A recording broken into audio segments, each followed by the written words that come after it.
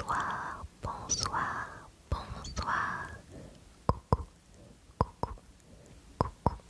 J'espère que tu vas bien. J'espère que vous allez tous très bien. Je suis très heureuse de vous retrouver pour un update lecture. Alors ce mois-ci, j'ai été très raisonnable puisque je n'ai pas acheté de livre. Bon, ok, j'ai acheté quand même un livre, mais je l'ai commandé et il n'est toujours pas arrivé. Donc, il fera partie de ma vidéo book haul du mois de mai parce que je vais acheter quelques livres au mois de mai qui me tentent beaucoup. Donc voilà.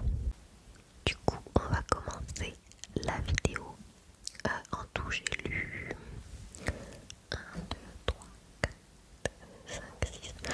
J'ai lu 6 livres, donc à peu près comme le mois dernier en fait. Je crois que c'était 6 livres que j'avais lus. Ouais, je pense. Alors,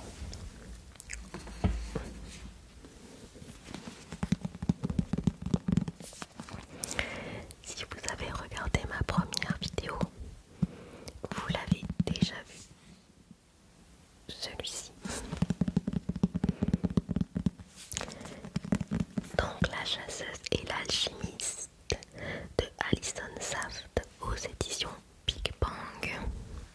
N'hésitez pas à aller voir ma vidéo de mon book haul et update lecture de fin mars que je vais mettre ici en petit parce que je ne vais pas toujours refaire un résumé pour les livres dont j'ai déjà parlé précédemment.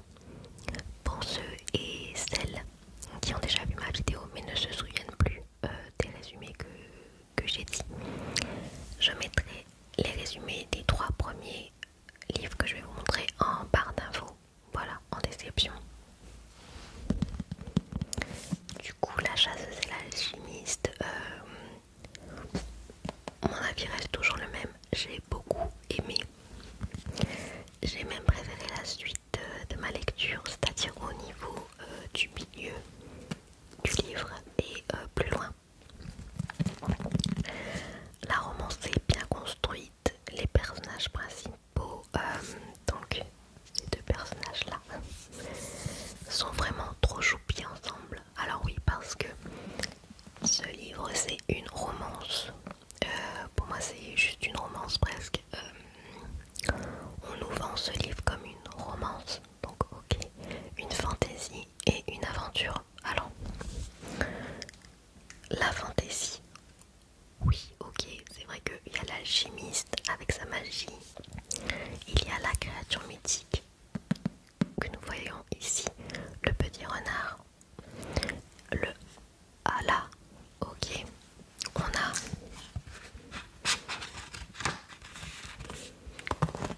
une carte, voilà, donc on n'est pas, voilà, on est dans un autre univers, dans un autre monde, on n'est pas à Paris ou à New York, mais en soi c'est pas non plus hyper développé. Par exemple, si on prend la carte, on se dit waouh, c'est très grand, mais en vrai, la carte, on utilise qu'un bout de carte, quoi. Voilà, toute la carte n'est pas spécialement utilisée, donc je ne sais pas si l'autrice veut écrire d'autres livres dans le même univers, peut-être, parce que c'est dommage que la carte a été super bien travaillée, mais qu'au final on n'utilise vraiment qu'un quart de la carte. Donc ouais, c'est bizarre même.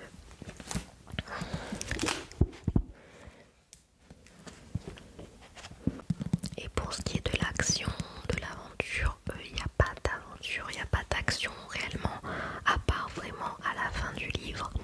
Si vous vous attendez à une chasse, si vous vous attendez à une poursuite dans les bois, ça se passe vraiment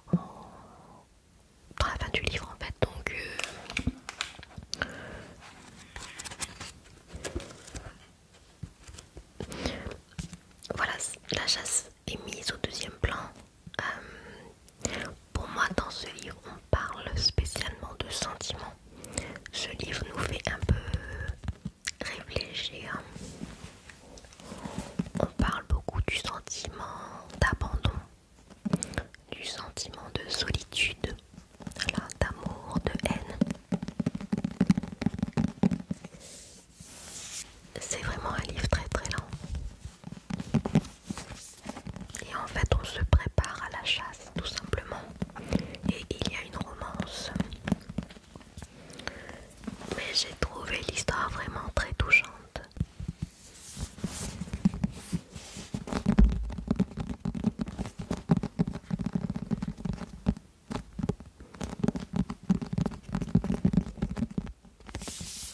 Du coup, je vous le recommande si vous aimez les romances slow burn. Mais voilà, pas plus quoi. Vous attendez pas à avoir de l'action, de l'aventure. Il n'y en a pas réellement dans ce livre. Pour le deuxième livre,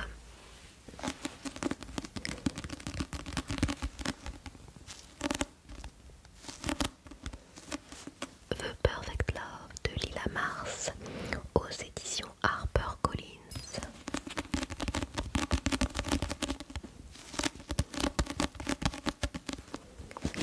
Au mois de mars, j'avais lu le premier tome qui a été un super gros coup de cœur. Et ce tome 2 est tout aussi incroyable. Et c'est un autre coup de cœur. Dans celui-ci, il y a plus d'action et de rebondissement.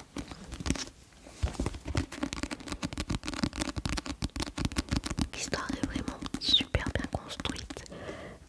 Les personnages super attachants. On passe du rire aux larmes.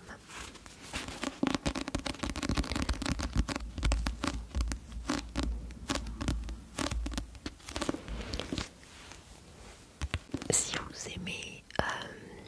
vous aimez la romance, la dystopie et la science-fiction, franchement n'hésitez pas à le lire. Mais il faut bien sûr aimer quand même la romance parce que c'est quand même le thème principal du livre. Mais pour moi ce livre va rester un moment dans ma tête.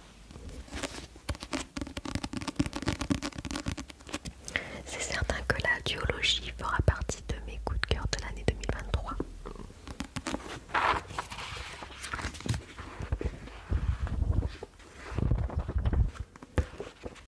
J'attends avec grande impatience les prochains livres de Lila Mars. Et je ne savais pas du tout, mais Lila Mars est en fait française, donc le livre est français.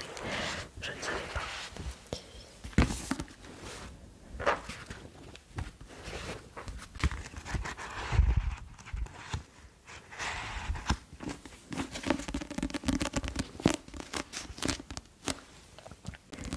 J'ai lu Inheritance Games, le tome 3.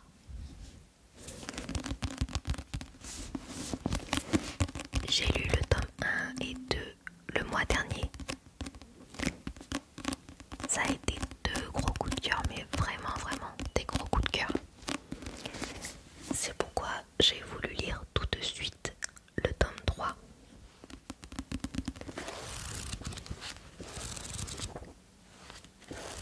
Et au final j'ai beaucoup moins aimé. Je pense que j'aurais préféré une duologie plutôt qu'une trilogie. Pour ma part, ce tome 3, ça s'est essoufflé un peu. Il y a toujours autant d'énigmes, autant d'intrigues, autant de mystères. Mais pour moi, ce tome, carrément, il part dans tous les sens. Il y a un moment donné où j'étais en train de me faire un arbre généalogique dans ma tête en me disant alors lui et elle, ils étaient ensemble, ils ont fait un enfant. Donc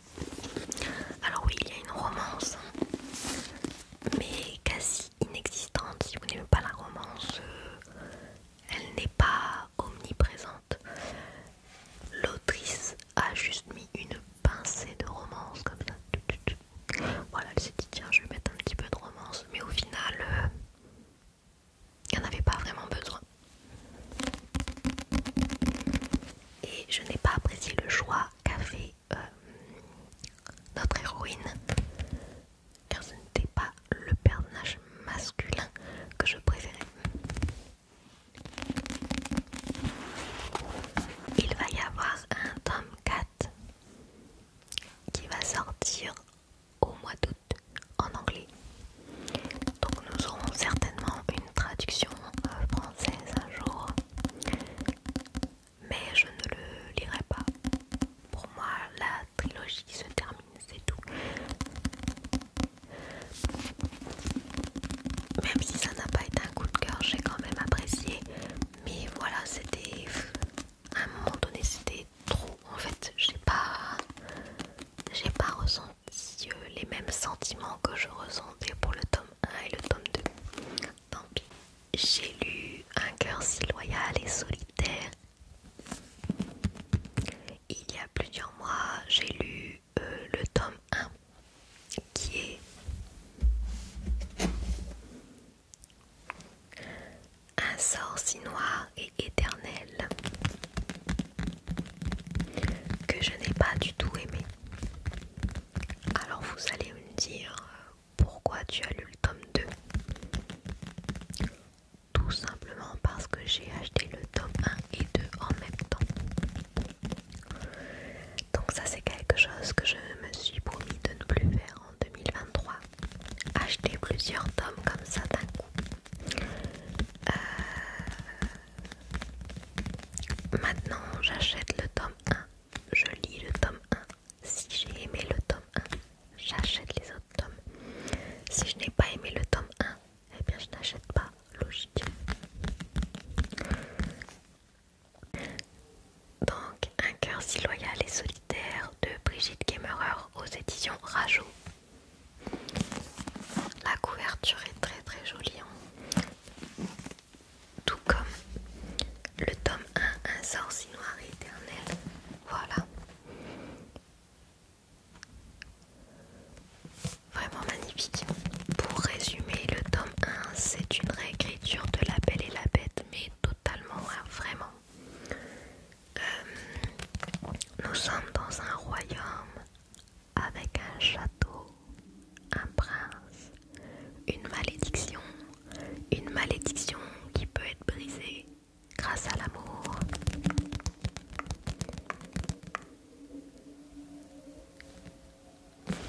Désolée si vous entendez du bruit, hein, il y a des travaux pas très loin de chez moi. J'essaye de couper au maximum, mais je vais pas toujours couper, sinon il va plus rien rester de la vidéo. Ouais, là c'est un petit peu plus calme.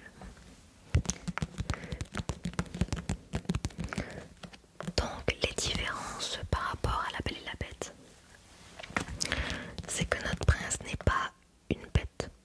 Enfin, pas tout le temps. En gros, il est coincé dans un automne éternel et à chaque fin d'automne, il se transforme en bête. Mais vraiment en une bête, c'est-à-dire que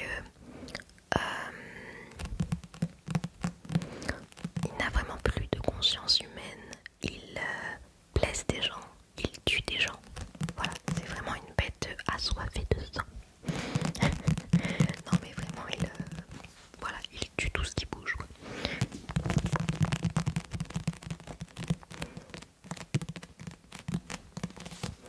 Et après le dernier jour de la fin d'automne, hop, on revient au début de l'automne. Et chaque début d'automne, le prince demande à son commandant de garde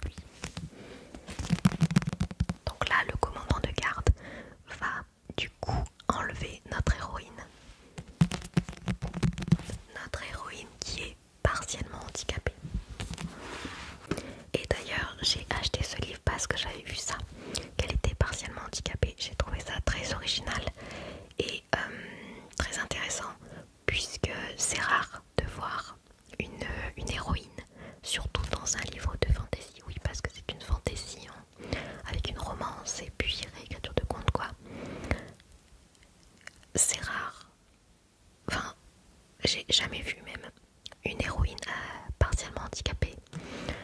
Dans la fantasy, souvent les héroïnes sont badass ou elles sont naïves, mais elles n'ont pas de problème de santé particulier. Bon, peut-être qu'elles peuvent avoir un petit mal de ventre, un petit mal de tête, mais c'est tout. Et du coup, j'ai trouvé ouais, que c'était vraiment génial. En fait, c'est la seule chose qui m'a plu dans le livre. Et le problème vraiment, c'est que Harper, notre héroïne, est têtue. Mais tellement têtue que ça en devient agaçant. Elle veut toujours avoir raison, même quand elle a tort. J'ai pas aimé les personnages en fait, que ce soit principaux ou secondaires d'ailleurs. Quoique j'ai préféré quand même les personnages secondaires. Le prince, il est pas du tout charismatique. Il m'énervait aussi à un point que j'avais envie de le claquer. Donc voilà. Mais pour ceux qui aiment la réécriture, enfin les réécritures de La Belle et la Bête, ça peut être pas mal d'essayer. Essayez, ne faites pas comme moi, prenez le tome 1 en premier.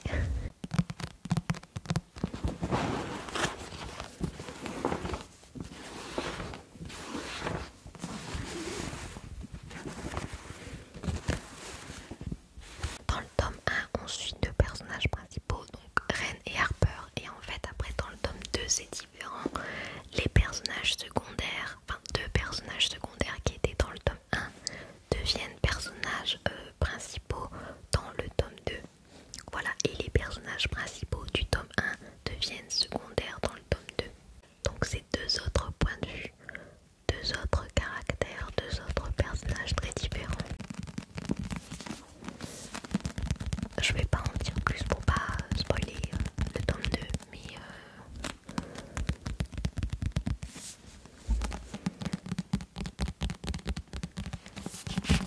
ça l'a pas du tout fait avec moi quoi.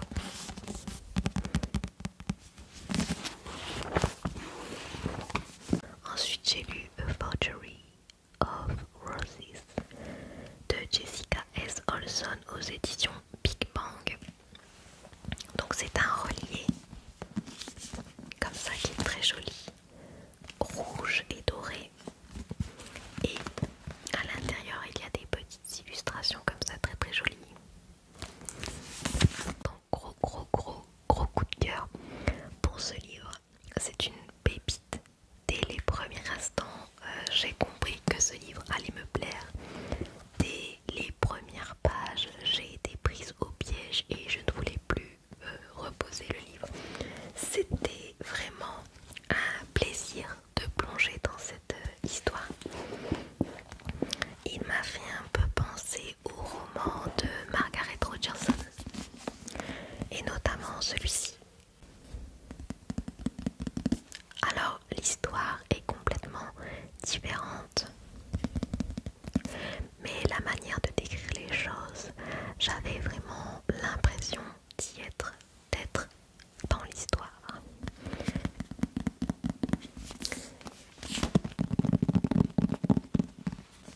Donc nous suivons les aventures de Mira qui est une prodige, c'est-à-dire une artiste peintre avec un pouvoir. Le pouvoir de modifier le corps des personnes.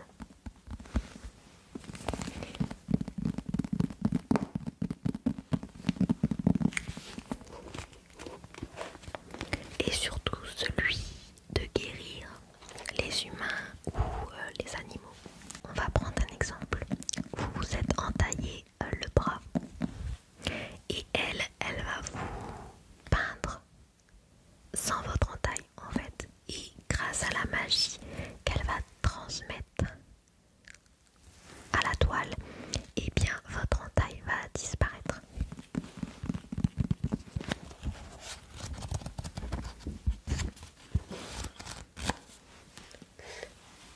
Et un jour, elle rencontre la femme du gouverneur qui lui demande de ramener à la vie son fils qui vient de décéder. Mira va accepter car on lui propose une jolie somme d'argent et surtout parce que sa sœur est gravement malade et qu'elle a donc besoin de soins. Elle arrive dans cette maison, enfin plutôt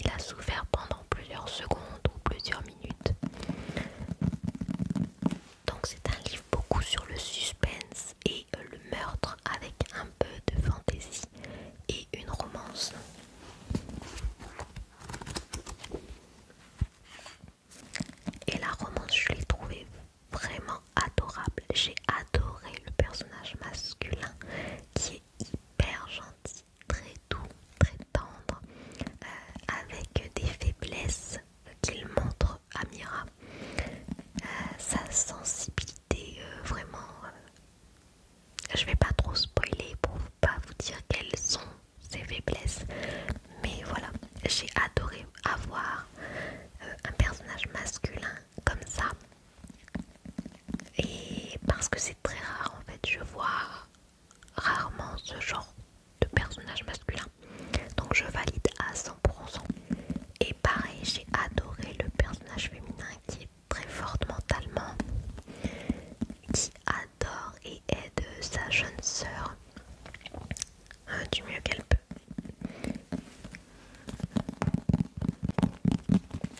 Du coup, je vous recommande celui-ci si vous aimez ce qui est suspense, meurtre, avec un peu de romance et de fantaisie.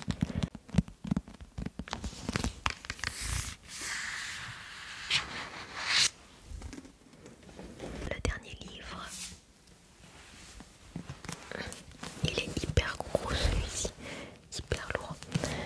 Un royaume de chair et de feu. Donc je vous le dis tout de suite, je n'ai pas aimé. Bon, alors vous allez me dire, c'est un tome 2. Pourquoi tu as lu le tome 2? C'est exactement pareil que Un sorcier noir et éternel.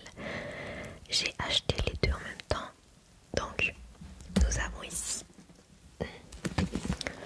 Le sang et la cendre. Donc de Jennifer L. Armentrout aux éditions de Saxus. Donc pareil, j'ai lu le tome 1 il y a quelques mois et j'avais pas du tout aimé. Donc pour résumer, nous suivons Poppy qui est l'élu des dieux. C'est une pucelle qui a suivi une éducation très stricte. Elle est hyper protégée, elle ne peut rien faire, on ne peut pas voir son visage parce qu'elle porte un voile et elle ne peut pas l'enlever. Elle ne peut pas sortir, pas avoir d'amis. Elle a seulement sa servante avec elle, sa servante qu'elle considère comme une amie d'ailleurs. Mais elle ne veut pas de cette vie, c'est pas ce qu'elle a choisi, on lui a imposé depuis son enfance. Et donc depuis toute petite, elle sort en cachette, elle apprend à se battre, etc.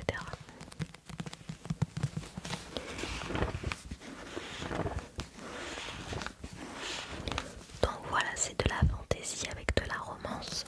Le problème pour moi, c'est que quand je lis de la fantaisie, je veux être emportée dans un autre monde.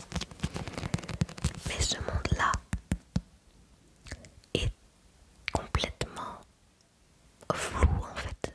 Il y a des créatures imaginaires, mais qui sont pas très bien expliquées. Il y a des vampires qui sont pas des vampires, ou des loups-garous qui sont pas des loups-garous, enfin un truc comme ça, je sais plus trop. Mais voilà. On ne sait rien de comment fonctionne le monde, comment vit le peuple, pourquoi Poppy est l'élu. Donc ce que je suis en train de raconter, c'est pour le tome 1. Et aussi dès le chapitre 3, il y a déjà une scène spicy. Et là je me suis dit, bah Poppy elle a chaud. Poppy elle a très très chaud. Ouais. Du coup je me suis dit déjà une scène spicy.